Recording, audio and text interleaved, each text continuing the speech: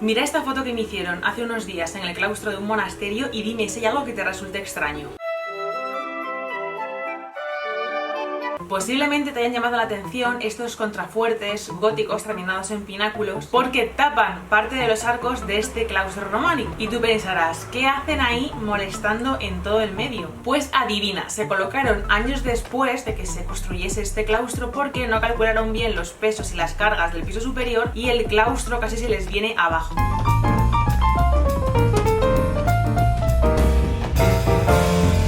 Esto de construir y que se te caiga el edificio es una cosa muy común, sobre todo en la arquitectura de estos siglos, y es parte del desarrollo de las técnicas arquitectónicas, equivocarte y ver qué funciona y qué no. Como ves, para analizar esta obra de arte he usado palabras como claustro, contrafuerte, pináculo, que son términos propios del lenguaje artístico y que son imprescindibles para analizar correctamente una obra de arte. En este vídeo, que he titulado Diccionario de términos y técnicas arquitectónicas, en vez de ir palabra por palabra, porque yo creo que te explotaría la cabeza a ti y a mí, te voy a explicar las técnicas y los términos más importantes o que más te vas a encontrar de la historia de la arquitectura. Y si te gusta la idea y crees que te pueden resultar interesantes otros sobre escultura o pintura, por ejemplo, pues déjamelo en los comentarios. Si no sabes cómo se llama este tipo de bóveda o qué clase de arco es este y quieres aprender vocabulario del lenguaje artístico para poder analizar un edificio correctamente, quédate para ver el vídeo y suscríbete a mi canal porque eso me ayuda a mí a saber que te gustan vídeos como este y hará que suba más contenido. El objetivo principal que busca la arquitectura es crear un edificio cerrado a raíz de una necesidad. Necesidades como tener una casa donde vivir, un espacio donde rezar a la diosa Atenea o un centro comercial al que ir y comprarte la última Nintendo Switch. Estas necesidades, el poder adquisitivo y los avances arquitectónicos son los factores que van a determinar la tipología de los edificios. Si por ejemplo lo que necesitas es una construcción amplia donde meter a mucha gente, pues haces como los romanos y creas la basílica, que después los cristianos aprovecharán para el culto porque necesitaban espacio donde meter a centenares de fieles. Y basílicas hay desde las más sencillas y austeras a las más elaboradas y costosas. Igualmente se utilizan diversos materiales dependiendo del lugar en el que estés o la clase de edificio que quieras crear. Si vives en una zona donde por ejemplo abunda la piedra de Villamayor o la piedra franca, que es esta piedra anaranjada tan típica de Salamanca, pues construyes muchísimo con ella porque es lo que tienes más a mano. Con el tiempo y el desarrollo de la economía y el comercio se importarán y exportarán materiales más exclusivos como por ejemplo el mármol de Carrara. Y si lo que quieres es construir un puente que te dure siglos, como le gustaba a los romanos, que eran muy prácticos ellos, pues usarás una piedra muy dura y resistente. El material más básico y con el que el ser humano empieza a construir es el barro, que si lo mezclas con paja y lo dejas secar al sol, pues obtendríamos el adobe. Y si lo cocemos al horno, podemos darle forma de ladrillo o teja, que vienen estupendamente para construirte una casa, por ejemplo. ¡Qué gran mansión! La casa grande de Pinipón. Y que luego puedes enlucir con yeso o cemento, decorar de mil maneras y ya pues depende de tu poder adquisitivo. La piedra suele ser un material superior que requiere ser trabajada por expertos. La madera se suele utilizar en zonas donde abunda, como por ejemplo es el caso de los países nórdicos, que te hacen maravillas como estas. Y por último, la arquitectura contemporánea nos ha traído materiales mucho más duraderos, resistentes y baratos, como el acero, el hormigón armado o el vidrio. Los elementos sustentantes sirven para cerrar los espacios y aguantar el peso de las cubiertas. Metemos en escena los maravillosos muros conformados por aparejos, que son la forma de construir el muro y que puede ser regular o irregular.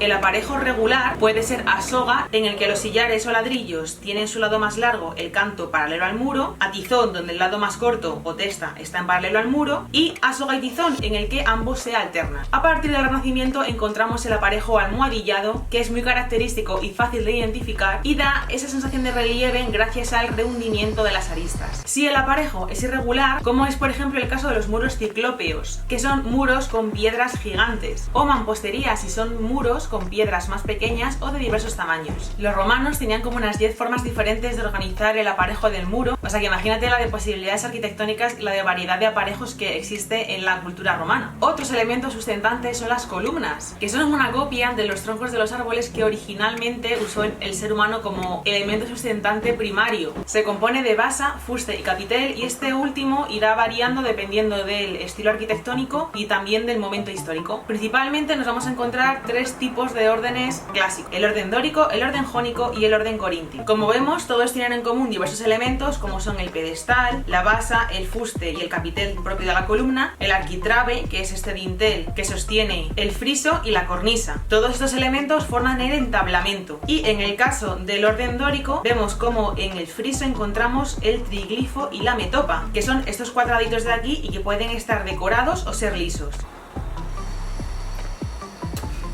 De verdad, parece de coña que esté grabando un vídeo sobre las técnicas arquitectónicas y tenga detrás mía una obra. Llevan sin hacer ruido meses y ahora se ponen a hacer todo el ruido del mundo. Hoy no es mi día, pero bueno, yo me abanico, mucho calor en Madrid.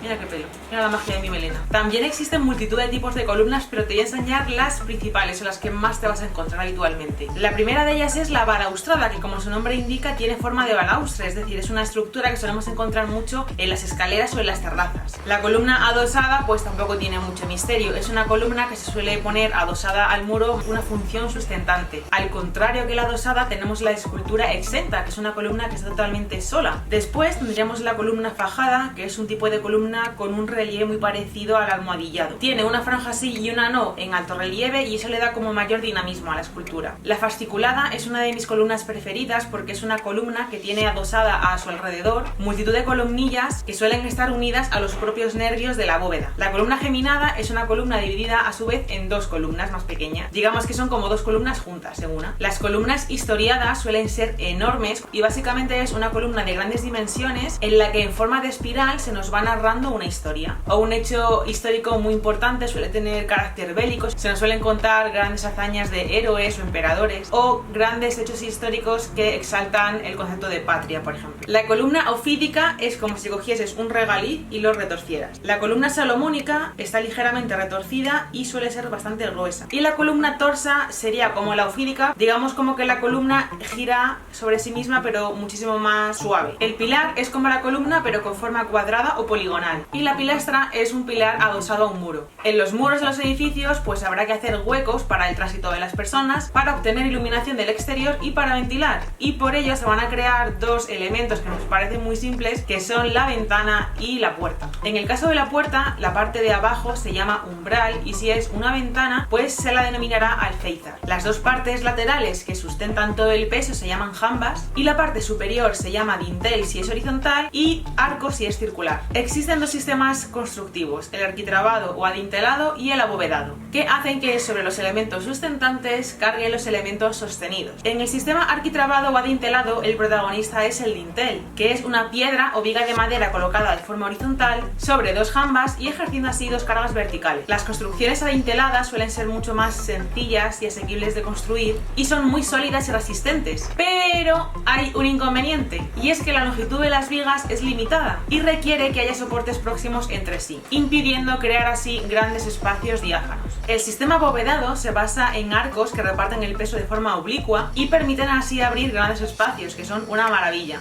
Y tú te preguntarás, ¿y cómo se construye un arco? La circunferencia del arco se forma a través de estas piezas llamadas dovelas. Se construye una cimbra de madera con la forma del arco y se empiezan a colocar las dovelas hasta que se termina colocando la clave, que es la pieza que cierra el arco y lo completa. La parte interior del arco se llama intradós, la parte exterior trasdós. Tipos de arcos hay muchísimos, pero te voy a explicar los más importantes o los que más te vas a encontrar. El arco abocinado es un arco que se va hundiendo progresivamente hacia adentro. El adintelado es un arco que no presenta curvatura y que está conformado por un dintel. El arco angrelado o festoneado es un tipo de arco que en su intradós o parte interior presenta ondulaciones a forma de decoración. El arco apuntado está formado por dos partes del arco que se unen en un ángulo central a través de la clave. Es un arco que es así.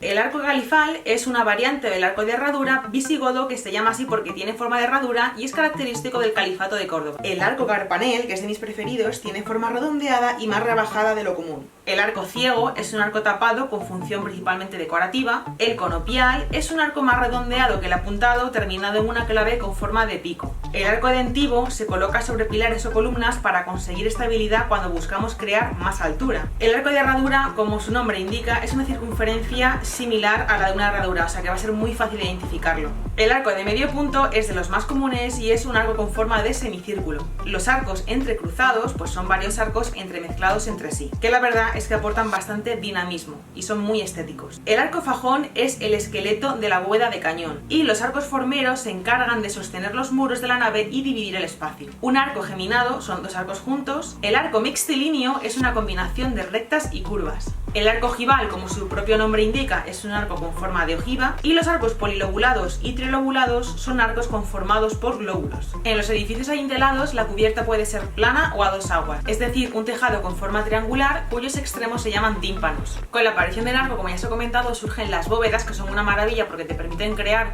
grandes espacios diáfanos, aunque para sostener las cargas oblicuas se necesitan refuerzos laterales como los contrafuertes adosados que os he enseñado al principio del vídeo. Tipos de bóvedas pues también existen bastantes, pero las más comunes suelen ser la bóveda de cañón, la bóveda de cuarto de esfera, la bóveda anular, la bóveda de arista, la de crucería o de ojiva y la sexpartita. La cúpula es como una media naranja que puede llegar a elevarse bastante a través de una construcción anular llamada tambor y que puede rematarse con una linterna. Y por último, empecemos por el principio. ¿Cuál crees que es el primer paso antes de construir un edificio? Puedes trazar unos planos donde definir sus características, calcular los pesos para intentar que no se caigan las cosas y principalmente son útiles para servir de guía a los constructores. Los planos pueden representar la planta, donde el edificio aparece cortado aproximadamente a 1 metro de altura, o la sección, que puede ser transversal si el edificio está cortado por su lado más corto, o longitudinal si está hecho por el lado más largo. El alzado representa una vista sencilla del exterior, pero el plano más top que existe para observar un edificio en 3 dimensiones es la perspectiva axonométrica.